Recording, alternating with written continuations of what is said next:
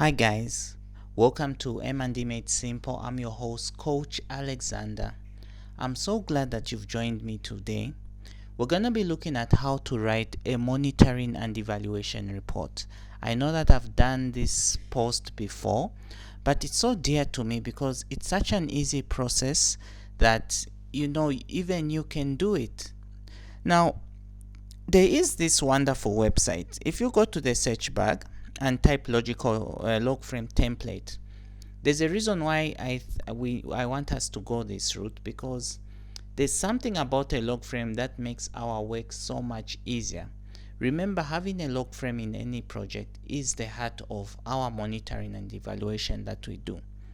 Now, before I go any further, I want to let all of you know that I'm offering courses for a short course for free, but you need to write to me and then we're going to discuss how you can access it for free. But it's pretty simple. All you need to do is share with your friends that there is this wonderful channel where you can access M&E material for free. Okay, and it's as simple as that. Now, back to the matter at hand. What you do, you click, you type log frame template, and then you click this link. Okay, you click this link and it's going to bring you here. And then once it brings you here, tools for development, you go to the download link, which is download log frame template. Now, I already downloaded this, and the reason why I'm not really doing it live is because my internet has been acting really crazy. So I just want this to be a seamless approach. So I already downloaded this template. So now once you download it, you get this folder. It's a zip folder. So there's the template, which you can use when you decide to build your own log frame. Okay, this is the template you can use. They make things so much easier, tools for development, and that's why I love this site so much. They make things so easy for you. And if you want to download this, the link is in the description. Now, I downloaded another. They also give you a template. They give you a template and they give you the example. So I downloaded the example. So now, actually, let me even put it this way. I just made a mistake there. Let me open it again. So you have two files there. You've got the log frame template, then you've got the log frame example. So you open the log frame example and it will give you this. So this is an example of a project. So now this project, as you can see, the log frame has been properly populated. And the goal of this project is to have a 10% increase in the number of grade 5 to 6 primary school students going on to high school. That is the goal of this project. Now, imagine your manager or your director asking you to come up with an M&D report for this project. Okay, the way I would do it is I would simply, it's so easy to do it when you have a log frame. So you can do it the way I do. What I would do is just delete these columns. Okay, and then I'll say baseline, and then you say results achieved,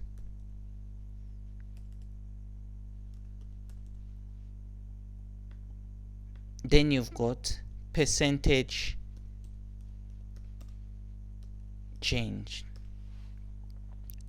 So the thing is that the reason why I'm doing it this way is because when you're communicating results, you want to relate it to a baseline, and then you also want to relate it to what you actually collected, the data as regards to this indicator. So the indicator for this goal is percentage of primary school students continuing to high school.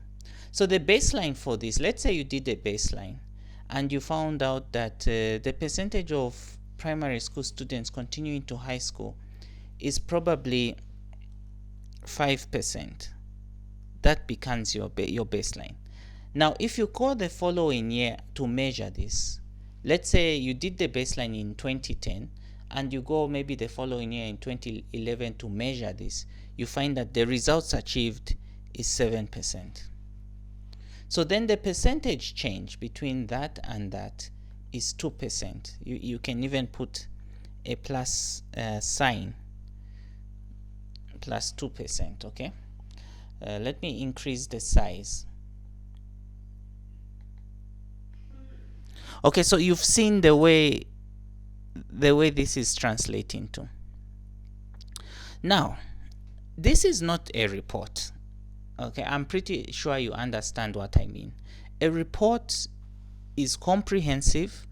It follows the proper standard of report writing. So what I'll do is that after I have populated all this with figures, okay, let's say let's just populate it.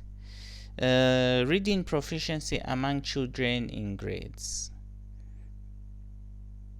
Okay, so reading proficiency, I'm sure they have some kind of index or value that they use to measure proficiency.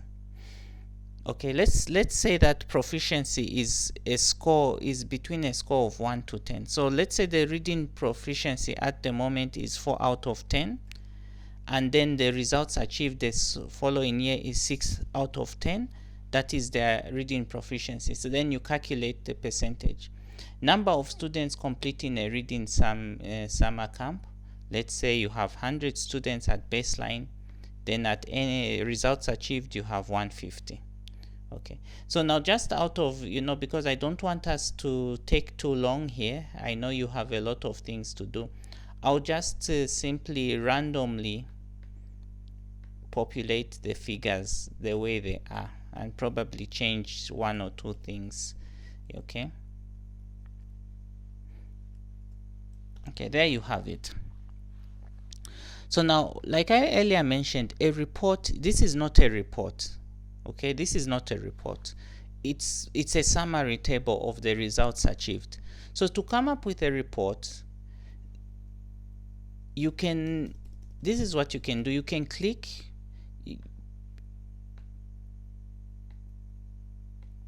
okay, and okay, all right, that's fine. Okay, so sorry, you might see that I'm pausing here and there.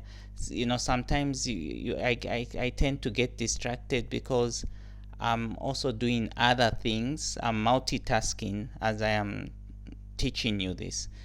Okay, so now the next step is to what I always do is come up with a cover page. Okay, so the cover page, this is where you have your title page. Okay, basically your cover page. So you can put border lines. It's so easy, guys, and you can be preparing a report in just a few minutes. So that is your cover page. Then in your cover page, you can even say monitoring and evaluation report for the first quarter or for the first year. So let me type that right now.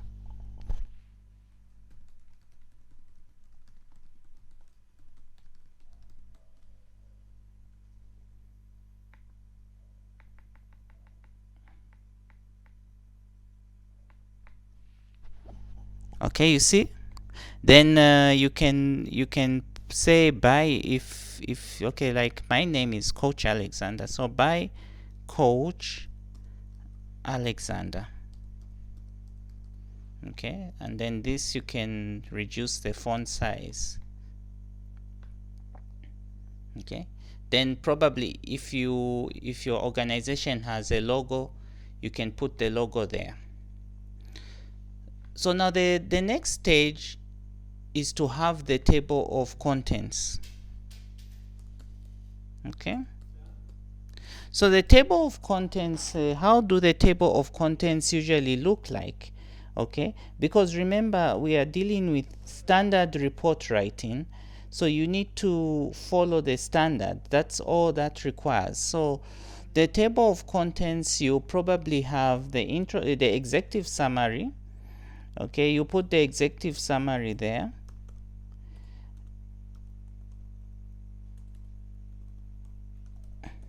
Then you have the introduction. Then you have the objectives of the report. Then you probably could put methodology if you want. Okay. Then you have the results achieved.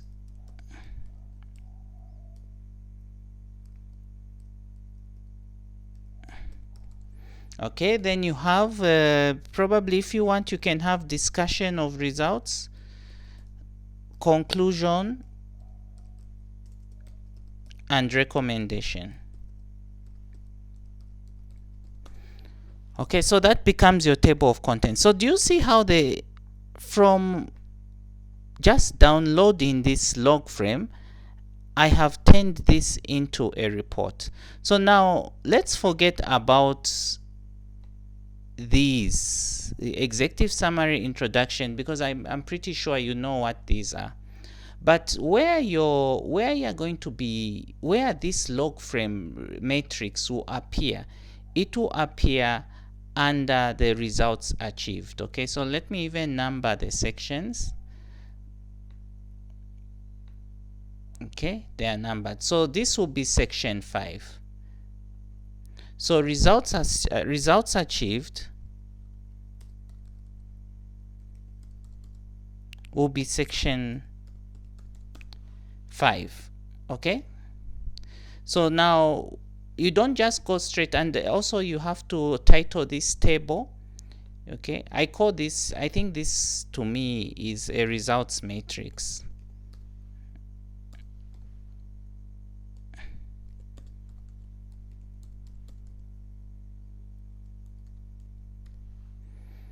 Okay, results matrix.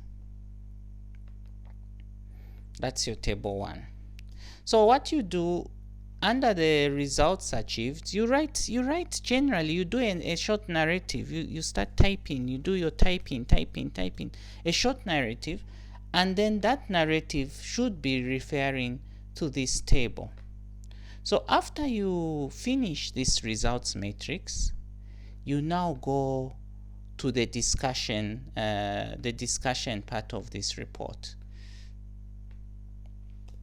Okay, now you do it in a presentable manner.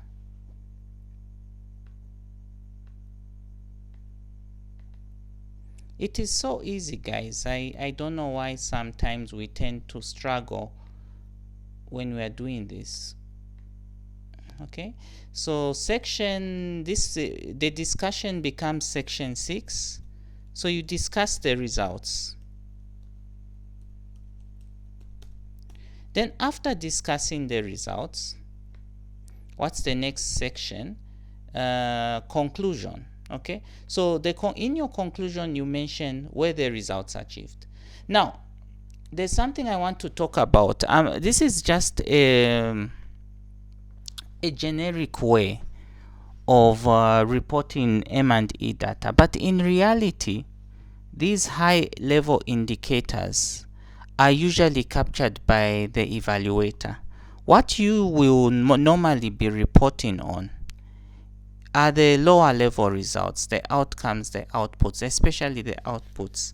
But for the higher level results, it's usually the consultant that comes in. But I have seen, because organizations are burning with desire to actually take full ownership over what they do. So they'll probably even capture data related to higher level indicators, and then you have the consultants come in just to validate that information.